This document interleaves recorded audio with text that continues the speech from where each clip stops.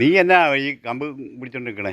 ഒച്ച വെക്കരുത്. ഏ ഒച്ച വെക്കരുതെന്ന്. അതിനാ ഒച്ച വെച്ചാലെന്നാ? ഇതിനകത്തൊരു പാമ്പ്. അയ്യോ, പാമ്പോ? എൻ്റെ ദൈവമേ.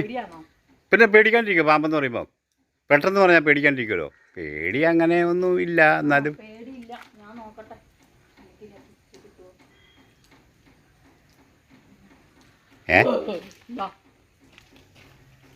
തന്നെ ഓലപ്പാമ്പോ?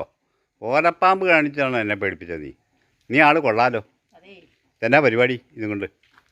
ഇതൊരു പരിശീലനം. ഓ, എന്നാ പരിശീലനം? ടീച്ചർമാർക്ക് പിന്നെ പാമ്പിനെ പിടിക്കാനുള്ള പരിശീലനം കൊടുക്കുന്നുണ്ട്. അതിന് അവർ പാമ്പിനെ പിടിക്കട്ടെ. അത് നിനക്കെന്നെ ഏതോ അതിനോ അവർ പാമ്പിനെ പിടിക്കാൻ പരിശീലനം കൊടുക്കണ്ടേ?